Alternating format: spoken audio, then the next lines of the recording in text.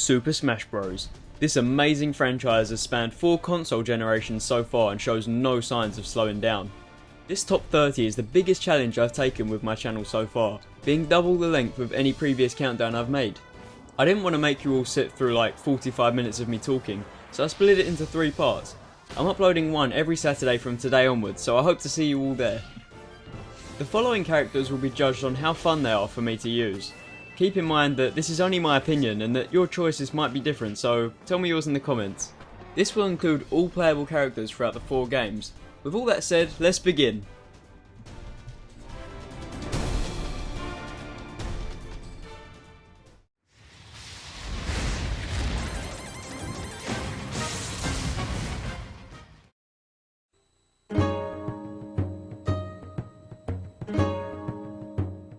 My number 30 pick for this countdown is the character that stars in the only Zelda game I've managed to finish. Toon Link is like normal Link but a bit smaller and no homo but a lot cuter. I've always been a big fan of cel shading, so this had to be on the list for that alone. I know some people may get annoyed at Toon Link being so high on the list, but you have to remember that he is above 30 other characters, so he didn't do too bad. I rarely ever use him either, so I guess the place he was given is pretty suitable. Toon Link carries an arsenal of some pretty impressive weapons, including bombs, a bow, an arrow and sword. I guess you could say he's sort of a professional when it comes to attacking foes. He can rack up major damage when enemies are trapped. His final smash is also one of the most spectacular to watch. He shares it with Link and it can be devastating if your opponent is over 50% damage.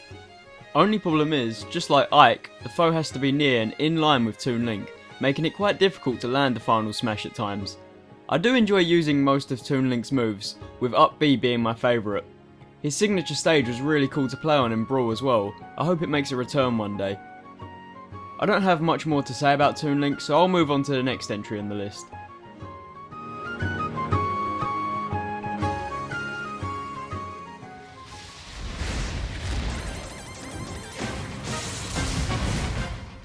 In 29th place is Pit. When Brawl first came out, I wasn't very good at interneting, so I didn't see this character before its release. And when I did see this character, I wasn't aware of Kid Icarus, so it was a complete surprise to see it in the game. Pit gets unlocked very soon after starting the Subspace Emissary, so you have a long time to get to know him whilst trying to beat the story mode of the game. Pit is most famous for his almost infinite flight ability, having like 5 jumps plus 3 seconds of flight by using up B and not getting hit. This isn't the only thing Pit is capable of though.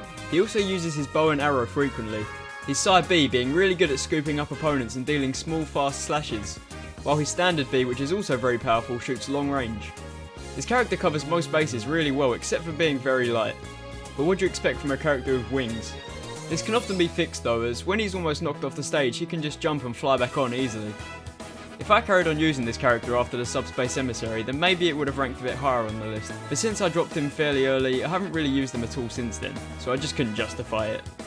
The moveset has changed completely since Brawl, but the final smash is still unfortunately the same. I wish they could have given him a more powerful one, to be honest.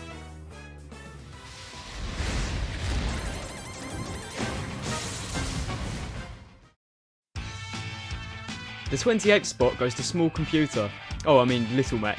Let me just say before I get spammed with hate, I like the character a lot, but there's 2 things preventing it from being higher on the list. One of those things is that I don't like the fact he is useless in air, because I spend like 2/3 of the battle in the air. And the other thing is that every single For Glory battle you ever have online will be against this character. This wouldn't be such a problem if people weren't so good with Little Mac. I'm serious, some people are so good with this guy they should just be banned for making everyone want to smash their Wii U's and 3DS's.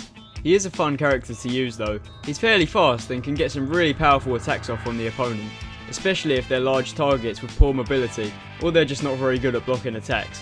I'm still yet to land one of those knockout punches, which sucks, or maybe I just suck. Who knows, either way it does insane damage, and the cool thing is it's not even its final smash. You can just do it after a certain amount of time. I really like that you can choose the wireframe design too, and the hoodie design. And I'm super glad he was finally added after literally thousands of people begging. He's a very fitting character and it was about time. His final smash is interesting. I don't really know what to say about it, to be honest with you. I guess it looks cool. Anyway, on to number 27.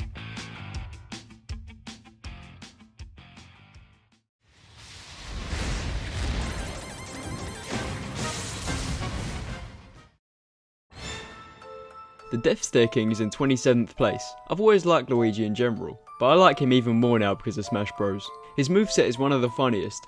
Side B just looks so stupid but so cool at the same time.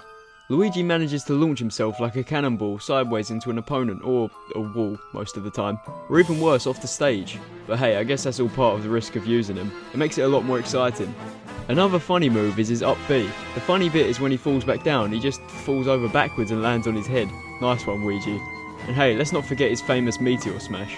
If you didn't know what this is, it's basically when someone's holding onto the edge and Luigi just kicks their hand away, causing them to shoot to the ground at crazy speeds. The best bit about it though is it's not even a move, it's just a taunt. I just love the effortless certain death he gives off, all while simply taunting the enemy. I've managed to only get one of these off online and my god, it felt so satisfying. To wrap up Luigi, let's talk about his final smash, which was one of the weirdest I've ever seen. That was until Smash 4. Brawl 1 was just insane. Luigi goes full LSD mode and starts dancing. This dude went into rehab though for Smash 4, because now he has one of the coolest final smashes I've seen in the game. He finally uses that Poltergust 3000 to suck in nearby enemies, but don't worry, this isn't like Kirby's crappy Brawl 1. This one's definitely more powerful. I like this final smash because not only is it more fitting for Luigi to use it, but it also changes the enemy's percentage, just like it does in Luigi's Mansion, and that's the games that it came from.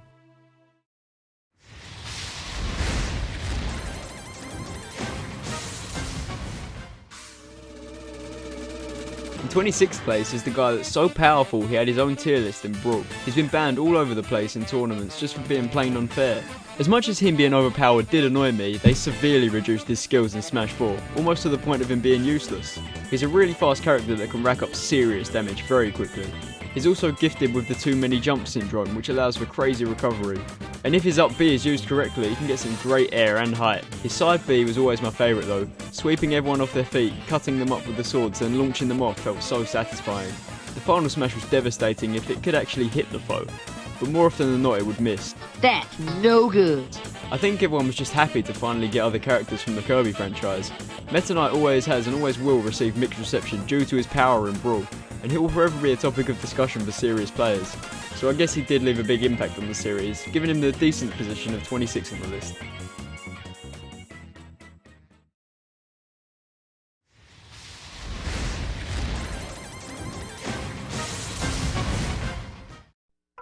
How could you put Normal Link above Toon Link? Isn't Normal Link just the uglier, slower version? Well, let me explain. When the demo for Smash 4 came out, we were really limited. We could only do 2-minute battles, so I thought it would be fun to see how much damage I could inflict during the battle. Not necessarily killing the opponents, but just racking up as many points as I could. I tried this with all the characters, and the character that scored the highest overall turned out to be Link. He managed to do over 850 damage in only 120 seconds, which is ridiculous when you actually do the math behind it. Villager came in second with just under 800, Pikachu in third with about 750. Because of this, I used Link a lot when the game first came out, and well, when you have a roster as awesome as Smash 4's, you won't be playing with Link for very long. But I won't ever forget the short time I spent wrecking countless enemies with this guy.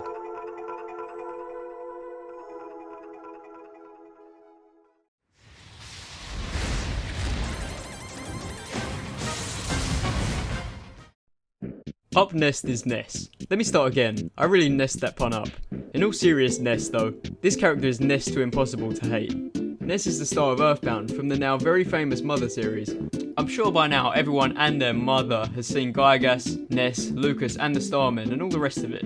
All this hype is for good reason as the games are fantastic, but this entry is about Ness, not the franchise. Ness uses multiple elemental PK moves. PK abilities consist of PK Freeze, PK Fire, and the other electric one. Of the three, I enjoy the electric one the most, so I should probably know its name, but I don't. Not only can it be used to hit enemies, but if aimed correctly, you can use it as a third jump too. And if an enemy is in the way and you use it to launch yourself at them, you can do serious damage, and usually launch them off the screen. And this really comes through with the final smash though. The one in Brawl is deadly if the opponents have high percentages. This attack was changed slightly in the newest installment, but not enough to make it any weaker. Instead of comets just falling randomly, you now have the ability to aim them at enemies. This character is all around a good character, and has been in every single game to date. A lot of Europeans had no idea who this was in the N64 version because we never got them other games over here, and the internet wasn't as prominent as it is now. Anyway, on to the next entry.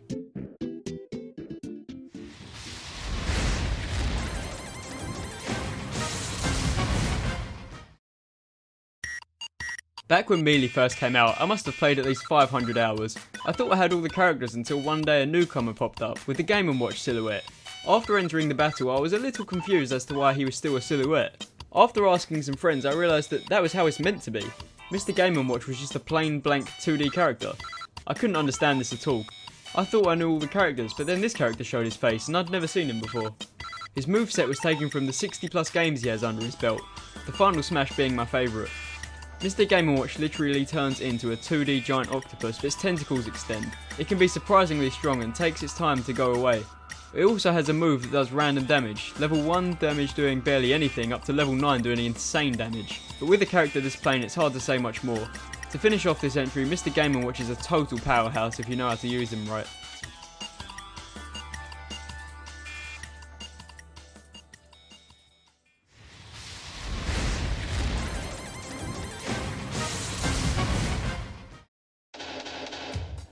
Bowser really stepped up his game from Brawl to Smash 4. He's climbed way up the tier lists, and for good reason. Bowser's down B and down A are some of the most fun moves to use in the game in my opinion. It's like Kirby's down B, but even better because it covers more range. The weight of Bowser landing on you alone would send you flying.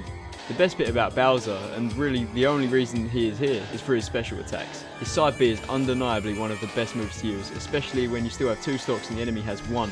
Using side B near the edge of the stage while you have 2 lives and the enemy has 1 is one of the best ways to finish a match.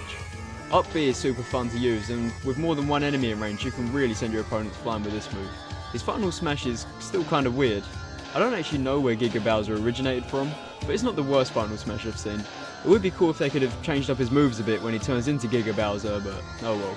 Another downside is that he's probably the slowest character in the entire game, but don't taunt him, because when he gets you, you'll know about it.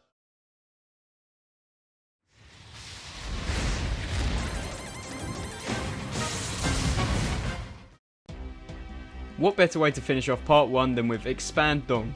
Donkey Kong is similar to Bowser, but it's unfortunately one of the worst characters in Smash 4. He's currently ranked last place out of over 40 characters on the tier list, so don't expect much from the Dong Expander. If you're lucky enough to get an opponent just as slow as you, you'll be able to do big damage on them with this character. This was one of my most used characters in Brawl, so I know its moveset like the back of my hand. Its up B is the same as Bowser's, but it looks better in my opinion. You don't want to be standing near the helicopter Dong when it starts swinging. His standard B charges up an extremely powerful Dong Fist that will launch enemies like Lucario, Samus and Mewtwo's Aura Ball things. His side B does something that only a select few characters are capable of, which is burying the opponent temporarily. After this, the Dong chooses what he wants to do with his newly found Dong Slave. While all these moves are awesome, the final smash was pretty mediocre. I'd say it's on par with Bowser's. As if you're out of range, well, you have a decent chance of blocking this. It was difficult selecting which character would come in this place between Bowser and Expand Dong, but this one just takes the cake, just because I used it so much. Anyways, that rounds up part 1 of 3. Tune in next Saturday to see the next part. Thanks for watching and I hope to see you on the next video.